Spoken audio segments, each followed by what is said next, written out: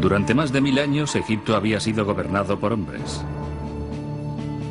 Entonces llegó Hatshepsut. Era la hija de un rey y la esposa de otro rey, pero eso no le bastaba. Esta es la historia de un logro increíble, de un deseo secreto y de una encendida ambición por ser rey. Esta es la historia de una mujer que quiso conseguirlo todo.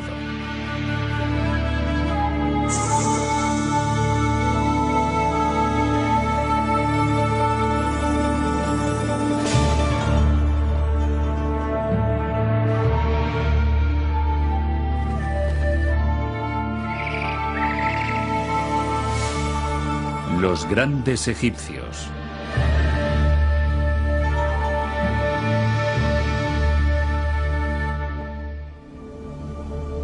La reina que se convirtió en rey.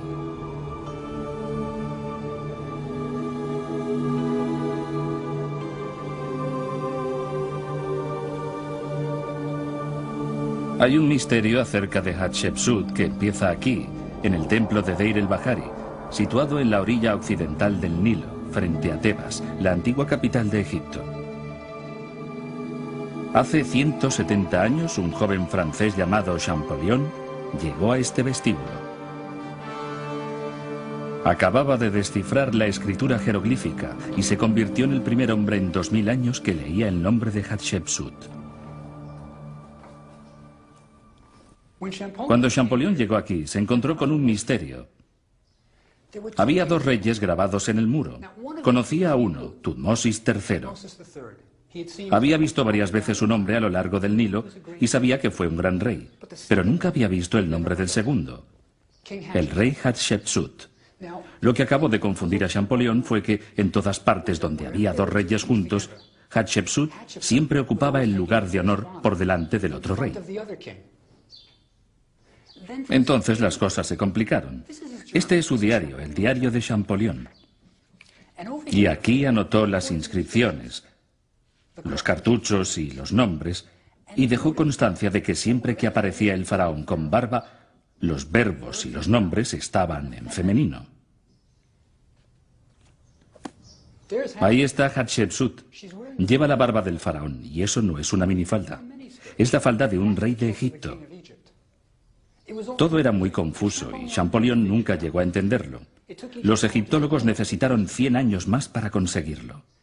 Hatshepsut, la reina de Egipto, había decidido llevar ropa de hombre y llamarse a sí misma faraón.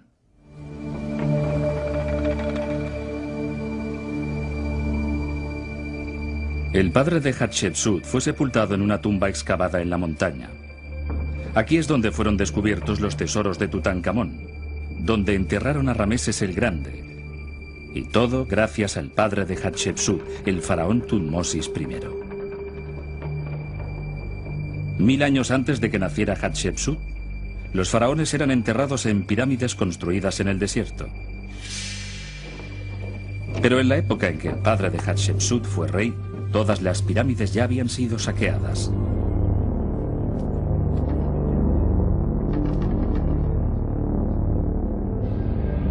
Egipto había pasado por periodos de desorden y anarquía, y entonces estaba recuperando la estabilidad. El padre de Hatshepsut necesitaba un lugar donde él y sus tesoros pudieran ser enterrados a salvo.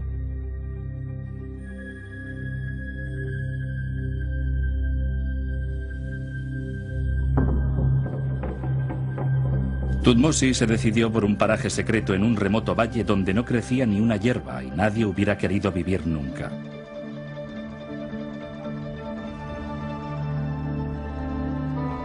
Un lugar que más tarde el mundo conocería como el Valle de los Reyes.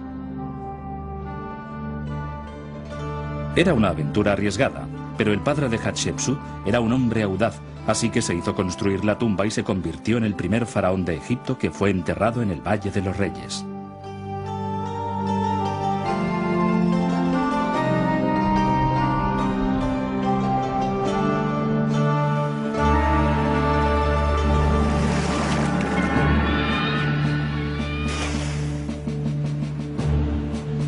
Tutmosis era un jefe militar sin miedo. En cuanto alcanzó el poder, dirigió una expedición al sur, al interior de Nubia, en el actual Sudán, para sofocar una rebelión.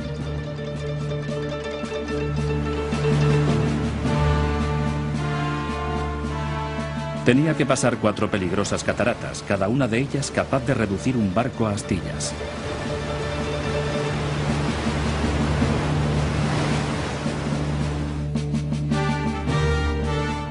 Sus tropas penetraron en Nubia más de lo que jamás lo habían hecho las de ningún otro faraón y derrotaron a una confederación de tribus locales.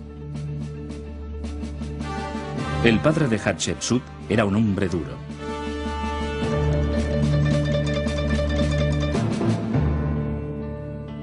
Tutmosis y la reina tuvieron 5 hijos, pero Hatshepsut fue la única que sobrevivió a sus padres. Solo por las venas de Hatshepsut corría sangre real pura. ¿Pero podía una mujer convertirse en reina de Egipto?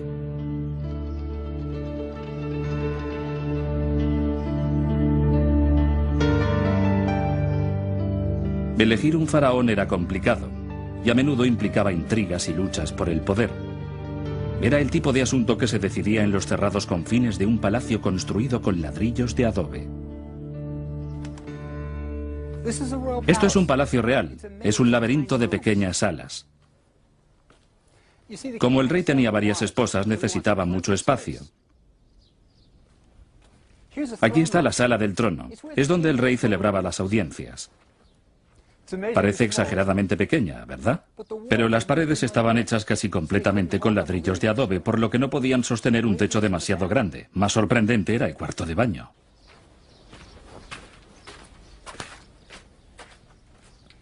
Prácticamente estaba al aire libre, pero a los egipcios les parecía arte puro. Aquí hay una pared de piedra, era un lujo. Si uno hubiera tomado demasiados baños en una sala construida con ladrillos de adobe, no habrían quedado paredes. En el antiguo Egipto no había ninguna palabra para designar a la reina. Lo que realmente dicen los jeroglíficos es esposa del gran rey. En un momento determinado, solo había una esposa del gran rey, pero por debajo de ella había esposas menores y concubinas. Y todas esperaban que algún día uno de sus hijos fuera el rey de Egipto. Hatshepsut pertenecía a la realeza. Debió de crecer en un palacio parecido a este. Muchas mujeres, muchos niños, muchas habitaciones y muchas intrigas. Era indudablemente brillante, y habría sucedido a su padre de haber sido un chico. Pero los hijos de la esposa del gran rey vivieron poco, por lo que la línea de sucesión no estaba clara. En una situación así, el hijo de una esposa menor podía convertirse en faraón de Egipto.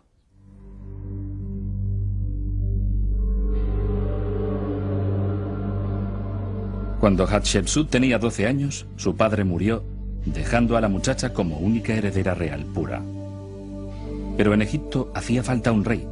Por ello, Hatshepsut se casó con su hermanastro Tutmosis, llamado así a causa de su padre. El muchacho solo pertenecía a la realeza a medias, puesto que era hijo de una esposa menor, por lo que necesitaba a Hatshepsut para poder reinar. Tutmosis II contaba unos 20 años de edad cuando se casó con Hatshepsut, y gracias a esta unión, aquella muchacha de 12 años se convirtió en reina de Egipto. De Tutmosis II pueden decirse pocas cosas positivas. Su momia sugiere que no era el tipo de hombre por el que suspiran las mujeres. El marido de Hatshepsut era un hombre enfermizo, frágil y poco musculoso. Murió cuando solo contaba unos 40 años. Se había quedado calvo y su cuerpo estaba cubierto de llagas. No construyó grandes monumentos ni levantó obeliscos dirigidos al cielo. Tampoco conquistó tierras extranjeras. Parece que se quedaba en palacio cuando el ejército salía de campaña. Realmente no se parecía en nada al padre de Hatshepsut. Lo mejor que se puede decir de su reinado es que fue tranquilo. Esto debió ser un gran cambio para Hatshepsut, criada en un palacio donde la norma eran los grandes hechos y las innovaciones audaces. Ella y Tutmosis tuvieron solo un descendiente, una niña llamada Neferure. Cuando Tutmosis murió, Hatshepsut llevaba 20 años casada con él. Debieron de ser 20 años muy largos. Pero por fin era libre. Tenía 32 años y era madre de una muchacha. Además, era reina de Egipto y estaba en la flor de la vida. Ahora mostraría al país lo que podía hacer la hija de un gran rey. Emprendió el programa de construcción más ambicioso que ninguna reina había llevado a cabo hasta entonces.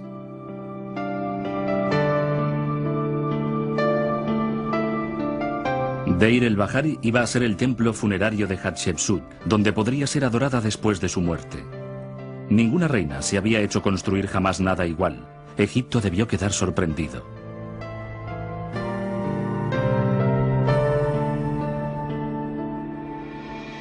Situado en la montaña tebana, su línea clara y recta le hacen destacar del escarpado fondo.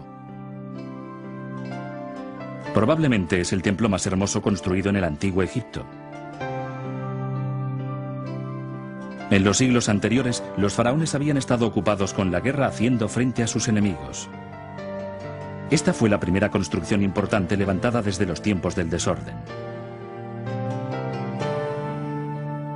Es una maravillosa obra de arte y una decidida declaración política. El orden divino será restaurado. La reina de Egipto es capaz de hacer grandes cosas. Fue el principio de una nueva vida maravillosa. Durante 20 años, Hatshepsut había sido consciente de sus deberes y se había comportado como la silenciosa esposa de Tutmosis II. Pero había llegado el momento de liberar la energía heredada de su padre. Deir el-Bahari fue el aviso de lo que Hatshepsut preparaba. Una vez más, los talleres reales volvieron a producir esculturas oficiales del dirigente de Egipto. Sin embargo, las imágenes de Hatshepsut eran diferentes de las de sus predecesores masculinos. La mostraban delgada, con la nariz aguileña y las mejillas carnosas. Una mujer joven, fresca y viva. Durante los siguientes 1000 años, sus estatuas serían un modelo a seguir. Y los obeliscos que levantó figuran entre los grandes logros de la ingeniería del mundo antiguo.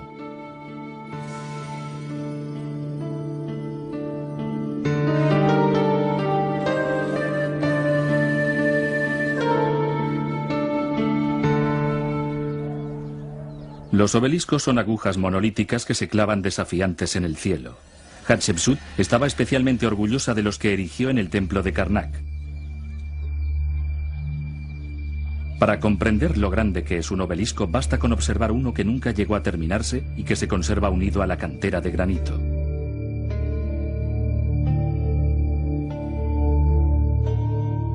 Todos los obeliscos egipcios fueron tallados en la misma cantera, situada en Asuán, a unos 250 kilómetros al sur de Tebas. El granito era la única piedra cuya dureza permitía esculpir unos monumentos tan altos. Este pequeño pesa tanto como 3 yumbos. Extraer un obelisco de la cantera era una proeza increíble. Aún podemos ver los canales donde los obreros trabajaban durante meses para separar el bloque de la cantera. Los 2 obeliscos levantados por Hatshepsut se completaron en tan solo 7 meses, y la reina dejó constancia de su transporte hasta el templo de Karnak en los muros de Deir el-Bahari.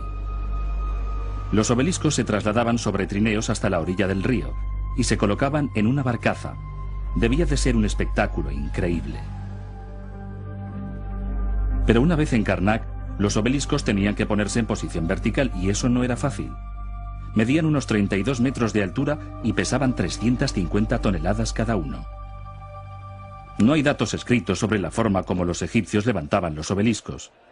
La teoría actual es que los deslizaban por un plano inclinado hasta que caían sobre una gran base de granito. El obelisco se levantaba al entrar en contacto con una ranura hecha en la base y luego lo acababan de levantar mediante cuerdas. Una vez alcanzada la vertical, no era necesario nada para fijarlo. Aunque resulte sorprendente, lo único que mantiene un obelisco unido a la base es su perfecto equilibrio.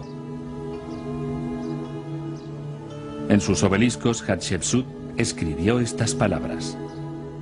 Los hizo ella como homenaje a su padre Amón, señor de Tebas, que domina Karnak. Construyó para él 2 grandes obeliscos de granito imperecedero del sur. Sus cúspides de electrón, el mejor de cualquier país, son visibles desde ambos lados del río. Hatshepsut tenía motivos para estar orgullosa. En el siglo XIX, Egipto proporcionó obeliscos a Francia, Inglaterra y América. Pero había una condición: tenían que ir a buscarlos. Y como todos tuvieron ocasión de comprobar, no era fácil mover un obelisco. Los americanos se vieron obligados a afrontar tremendos problemas para transportar su obelisco a Nueva York. En Egipto tuvieron que abrir la quilla de un vapor postal y deslizar el obelisco en el interior para zarpar después hacia América.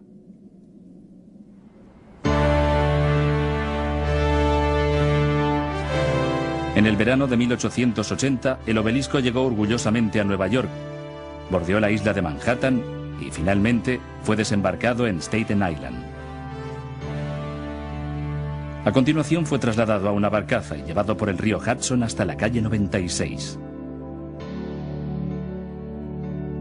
Entonces había que atravesar los raíles del ferrocarril, situados allí donde los neoyorquinos de hoy juegan al tenis. Ya estaba listo para su doloroso y lento viaje a Central Park. Se construyó un tren especial para transportar el obelisco. Avanzó por las vías mediante una máquina de vapor. El obelisco se desplazó por las calles de Nueva York a una velocidad que apenas superaba los 30 metros al día.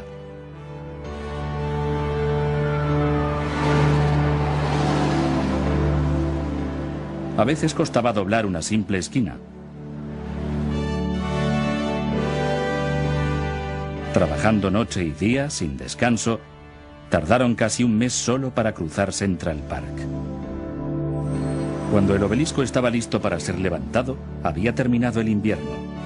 Habían sido necesarios 4 meses para mover el bloque menos de 3 kilómetros. Es inevitable establecer una comparación con los trabajos de Hatshepsut. En solo 7 meses talló 2 obeliscos, los trasladó a 250 kilómetros y los erigió en el templo de Karnak, sin máquinas de vapor y sin correas hidráulicas, solo con abundante mano de obra. Recientemente, para un documental destinado a una cadena de televisión, un equipo intentó levantar un obelisco mucho más pequeño que los de Hatshepsut. Fue sacado de la cantera con maquinaria moderna, pero para situarlo y levantarlo solo usaron mano de obra. Tras varias semanas de esfuerzo, y a pesar del asesoramiento de expertos y de la colaboración de cientos de personas, no lo consiguieron. Hoy está abandonado en el desierto, como un testimonio de los logros del antiguo Egipto.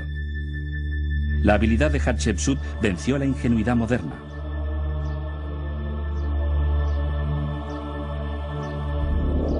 El obelisco definitivo de Hatshepsut es el que quedó inacabado en la cantera de Asuán. Pesa casi 1000 toneladas, 3 veces más que los otros obeliscos. Pero ello no amedrentó a la reina. Confiaba que podría tallarlo, trasladarlo y levantarlo. Pero se partió mientras los obreros lo estaban separando de la roca y tuvo que ser abandonado. No falló la tecnología de Hatshepsut, sino el granito.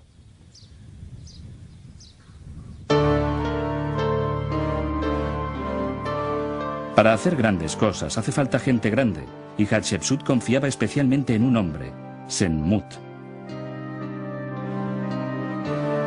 Senmut era el tutor de su hija y fue elevado al cargo de supervisor de las obras reales.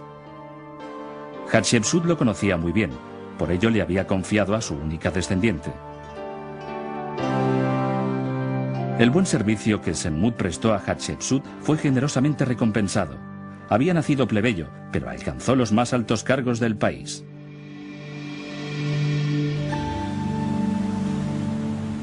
Bajo el patrocinio de Hatshepsut, pudo construir una capilla en Gebel el Silsila, a 60 kilómetros al norte de Asuán. Gebel el Silsila siempre ha sido un lugar especial. Su nombre significa montaña de la cadena, y según la leyenda, en la Edad Media los egipcios sujetaron a un gran bloque de piedra de la orilla una cadena que atravesaba el Nilo para evitar que pasaran los barcos. Los nobles tenían capillas privadas talladas a lo largo del río con el fin de ganar el favor de Sobek, el dios cocodrilo. Aquí era donde los ricos y famosos del antiguo Egipto podían hacer alarde de su poder. Es un hermoso y tranquilo rincón junto al Nilo. Los turistas nunca visitan Gebel el Silsila.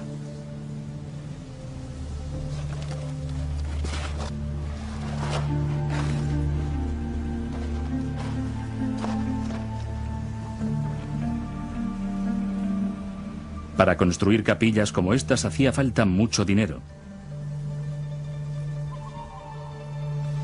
Y aquí, entre la élite de Egipto, Semmut tenía la suya. Pero hay que fijarse mucho para encontrarla. Desde la orilla del río no se ve. Está enclavada en un abrupto precipicio, pero tiene una bella vista sobre el Nilo. A Semmut le gustaban mucho las vistas. No queda gran cosa de las inscripciones, solo una parte de los títulos de Semmut, suficiente para identificar al personaje. Semmut era un valor en alza en la corte. Egipto prosperó bajo el reinado de Hatshepsut, pero se vislumbraba una nube negra en el horizonte. El difunto esposo de la reina había tenido un hijo con una esposa menor. El hijastro de Hatshepsut, Tutmosis III, que tomó el nombre de su padre, era el heredero del trono. Mientras fue joven, parecía natural que Hatshepsut gobernara en su lugar como regente. Pero iba haciéndose mayor, y la tradición exigía que Egipto tuviera un rey. El poder de Hatshepsut estaba a punto de desvanecerse. Imaginemos lo que debió pasar por la cabeza de Hatshepsut. Durante 20 años había soportado un matrimonio en el que simplemente era la esposa del rey. Después, durante 7 gloriosos años, había gobernado sola, haciendo grandes cosas. Debió de encantarle. Es impensable que abandonara el trono voluntariamente. Pero había un problema. Si Tutmosis asumía la función de rey, su esposa se convertiría en reina de Egipto y Hatshepsut ya no sería nadie. ¿Pero qué podía hacer para evitarlo? Lo que Hatshepsut hizo a continuación no tenía precedentes en la historia de Egipto. Por fin Egipto tuvo su faraón, el rey Hatshepsut. Hasta entonces había ostentado el título de esposa del gran rey. Pero para mantener su poder, Hatshepsut tomó el título de rey. Así evitó que su hijastro Tutmosis subiera al trono. Ahora se hacía representar llevando una barba falsa y los atributos del faraón. ¿Cómo lo consiguió? La respuesta es que, evidentemente, era una gran gobernante, y Egipto estaba contento con ella. Un funcionario de la corte dijo de la reina: la divina consorte Hatshepsut soluciona los asuntos del Alto y del Bajo Egipto con sus planes. El país fue creado para trabajar con la cabeza inclinada para ella, la excelente semilla de Dios. Hatshepsut tenía que desempeñar el papel de un hombre para seguir gobernando el país, pero no quería parecer masculina. Claro que llevaba la barba falsa y la falda del faraón. Aquello era necesario para las ceremonias de Estado. Pero no había ninguna duda de que era una mujer. Incluso su nombre, Hatshepsut, significa la más destacada de las mujeres.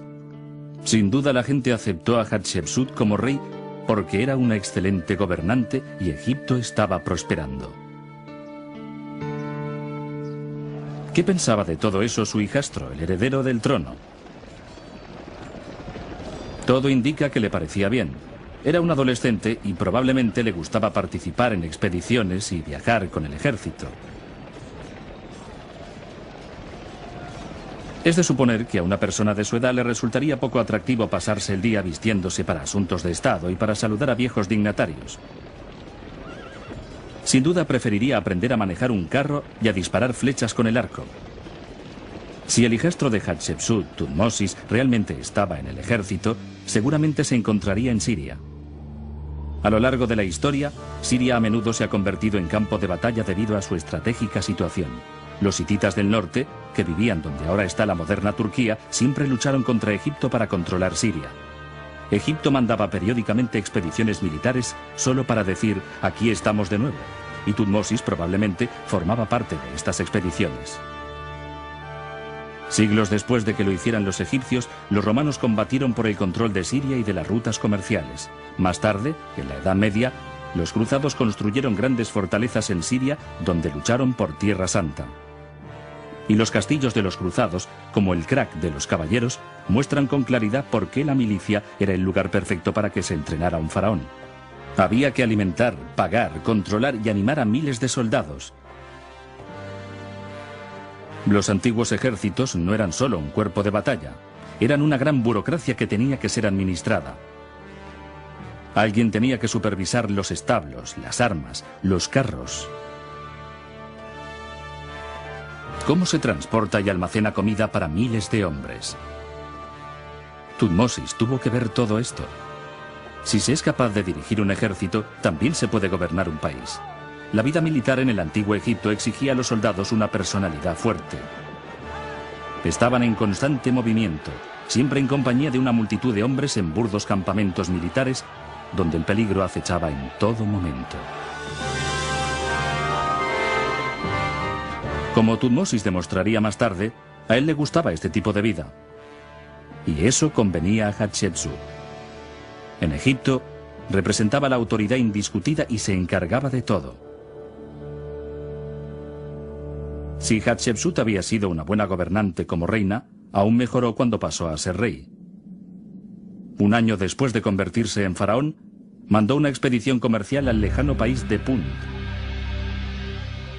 Era una aventura audaz y peligrosa que necesitaba una gran organización.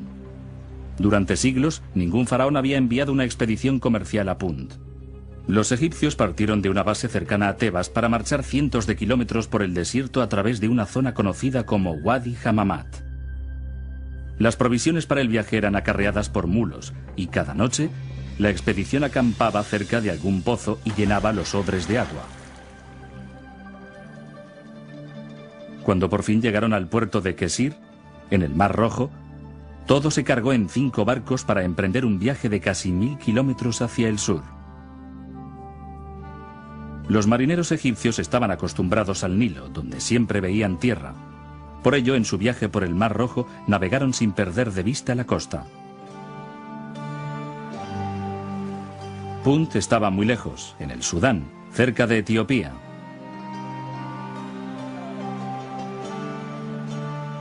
La expedición era una gran aventura, y Hatshepsut dejó constancia de todo en los muros de su templo. Cuando los barcos llegaron, fueron saludados por la reina de Punt, que se representó como una mujer muy obesa. Los habitantes de Punt vivían en casas con tejados de paja, levantadas sobre pilotes. Era algo exótico, incluso para los egipcios de entonces. Hay que tener en cuenta que los egipcios llevaban siglos sin comerciar con Punt. Esta es la primera representación que conocemos de la vida tribal africana. Parece que las transacciones fueron muy bien. Los barcos regresaron cargados de incienso y también trajeron diversos árboles con las raíces cuidadosamente envueltas y protegidas por cestas. Una expedición a Punt no era una empresa fácil y solo podía llevarla a cabo un país próspero y bien gobernado. Pero así era el Egipto de Hatshepsut.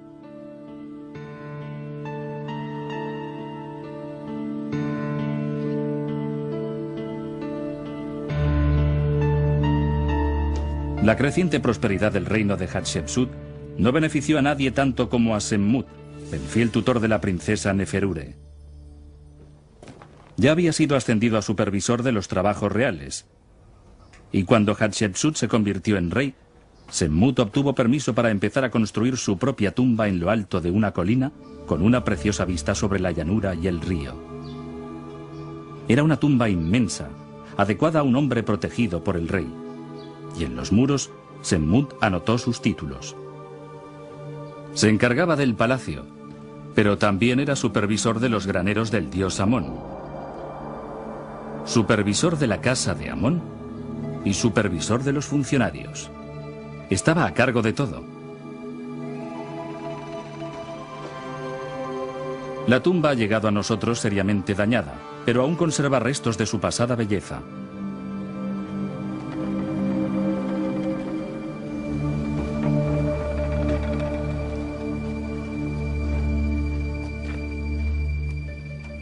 En su interior hay varias cuevas, alguna de las cuales Semmut tal vez intentó usar para su enterramiento.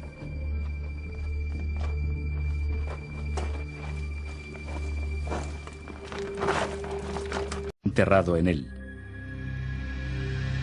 El sarcófago tenía forma de cartucho, el óvalo que rodeaba el nombre de los faraones. Las inscripciones, que inicialmente se referían a una mujer de la realeza, habían sido alteradas y hacían mención a uno de los títulos de Semmut, el de supervisor de los graneros de Amón. Hasta entonces ningún plebeyo había sido enterrado en un sarcófago real. Semmut debió de ser muy especial para la reina.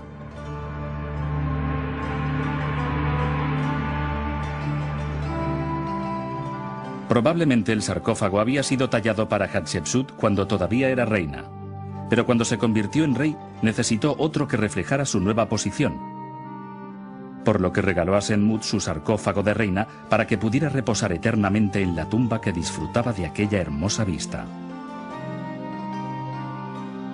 Teniendo en cuenta la privilegiada posición de Senmut en la corte de Hatshepsut, todos sus títulos, la capilla de Gebel el Silsila, el regalo del sarcófago y la gran tumba con su privilegiada situación, muchos estudiosos han sugerido que Senmut y Hatshepsut podían haber sido amantes. Eso explicaría por qué Senmut permaneció soltero toda su vida, lo que era muy poco frecuente en el antiguo Egipto. Así que la suposición no está fuera de lugar. Pero si fueron amantes, tenían que haberlo sido en secreto.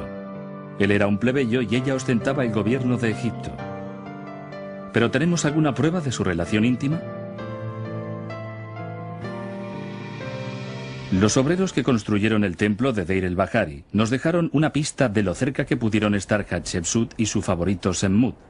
Los hombres trabajaban bajo los rayos del sol y después podían descansar en la sombra que proporcionaban las tumbas inacabadas que perforaban las colinas. Mientras daban cuenta de su comida, frecuentemente dibujaban en los muros. Parece que uno de los obreros no estaba contento con su patrón, Senmut, y dibujó una figura que lo representaba con su gorro de capataz haciendo el amor con una mujer que llevaba lo que parece ser el tocado del faraón. No solo lo sospechaban los obreros. Más de un egiptólogo ha sugerido que Hatshepsut y Senmut fueron amantes.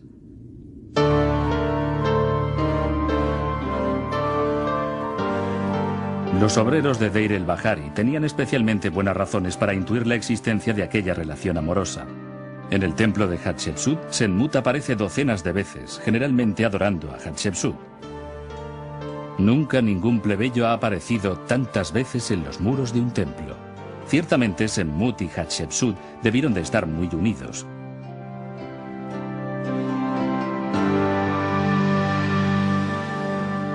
La figura de Hatshepsut recibió un tratamiento poco favorable por parte de los primeros egiptólogos, hombres que pensaron que era imposible que una mujer pudiera hacer grandes cosas por sí sola.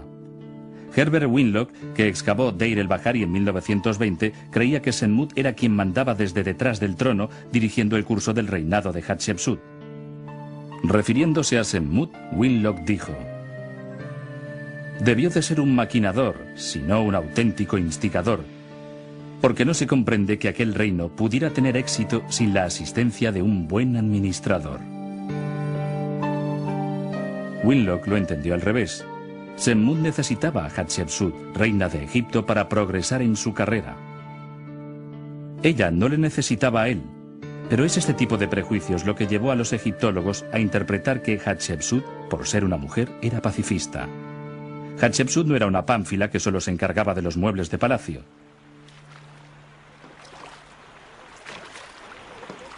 Incluso existen noticias de que se ponía al frente de su ejército en el campo de batalla. La prueba está en la isla de Sahel, al sur de Asuán.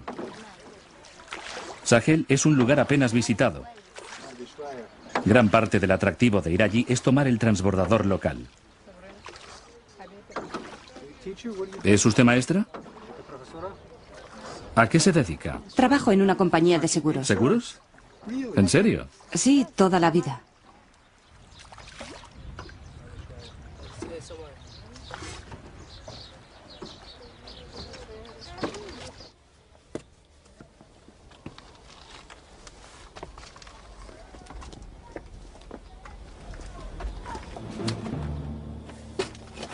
Como mínimo hay un testigo ocular de las proezas militares de Hatshepsut. Se trata de uno de sus tesoreros, que fue a una campaña militar en Nubia, probablemente para controlar los gastos y el botín que conseguían. Al regresar, se paró en la isla de Sahel.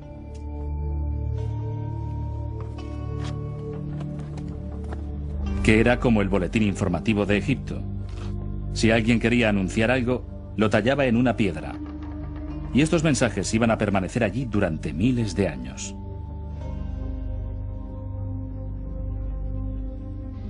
En fin, Ti, el tesorero, quedó tan impresionado por lo que vio hacer a Hatshepsut en Nubia que lo explicó en una piedra.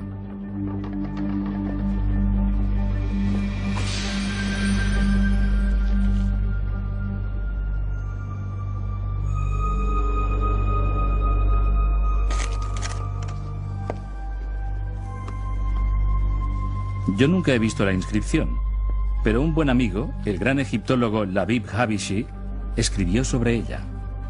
Me gustaría encontrarla, pero en esta isla hay centenares de inscripciones por todas partes.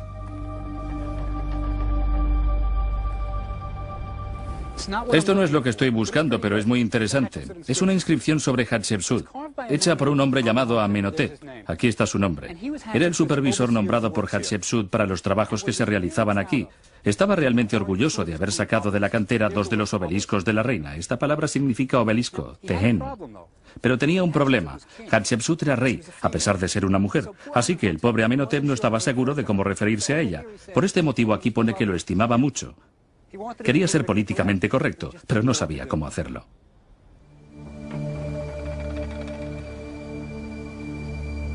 Yo no desisto de encontrar la inscripción sobre la expedición militar.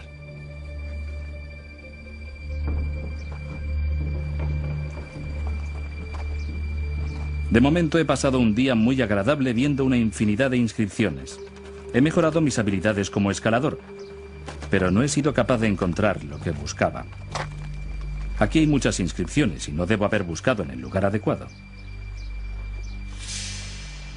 Permítanme explicar por qué es importante. Como dije, la inscripción fue tallada por el tesorero Ti, cuyo trabajo consistía en vigilar el botín que el ejército se llevaba de Nubia. Dice que Hatshepsut estaba con el ejército en Nubia y que derrotó a los nubios. De hecho, Ti vio a los jefes nubios que habían sido capturados y llevados ante Hatshepsut. Hatshepsut no era pacifista, era la reina de Egipto y podía hacer cualquier cosa.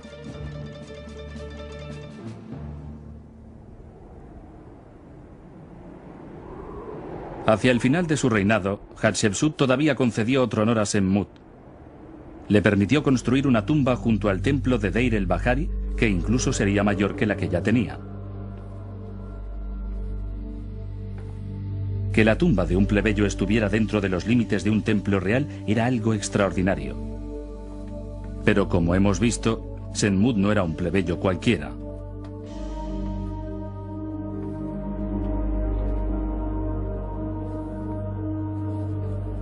En la nueva tumba hay unos trabajos interesantes. Mi favorito es este retrato de Semmut representado con arrugas en las mejillas.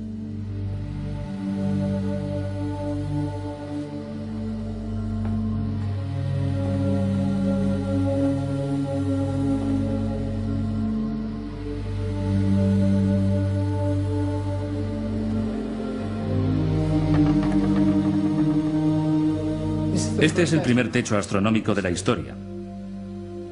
Incluso están las constelaciones. Después de Semmut, los faraones del Valle de los Reyes lo copiarían. Es realmente bueno.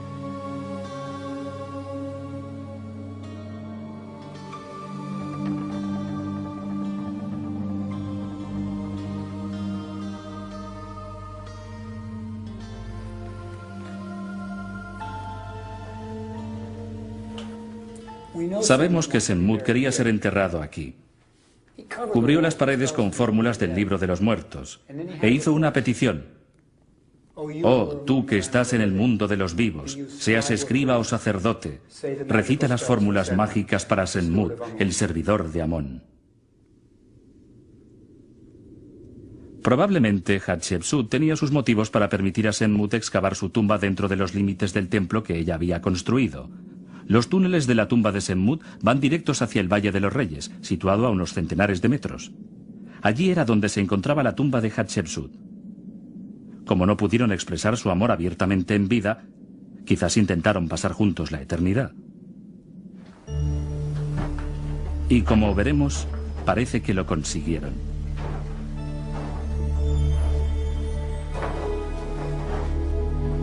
Semmut murió antes que Hatshepsut, y pocos años después, ella se le unió en el más allá. Su tumba, al otro lado de las montañas, es una de las más extrañas del Valle de los Reyes.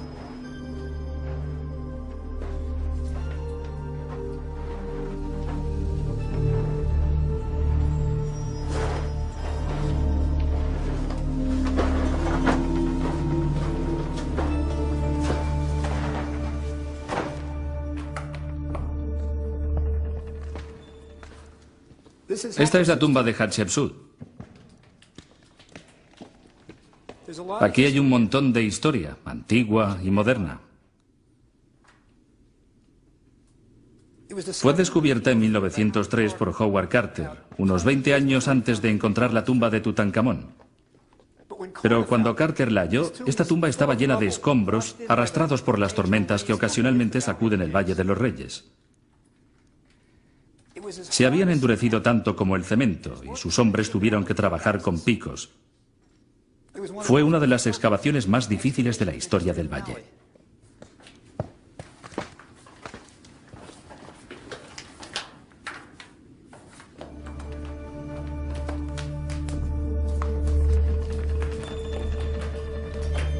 Tras 2 meses de limpieza, Carter tuvo que parar.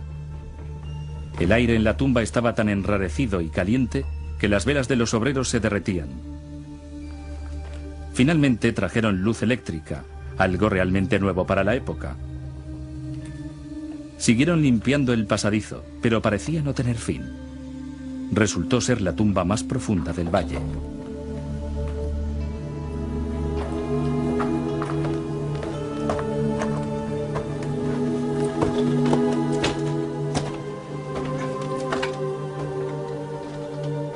Cuando empezaron los trabajos, los obreros de Hatshepsut encontraron una piedra de mala calidad, inadecuada para tallar la decoración de los muros. Esto les obligó a continuar descendiendo, girando y girando en busca de piedra caliza de mejores características, pero nunca la encontraron.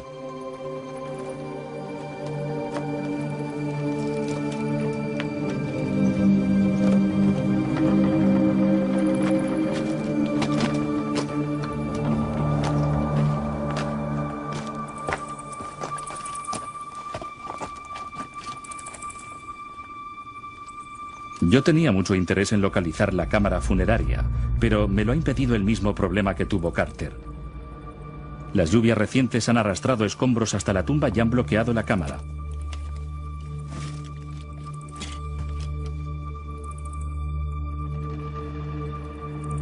Carter finalmente llegó a la cámara funeraria, donde halló 2 hermosos sarcófagos de cuarzo rojo.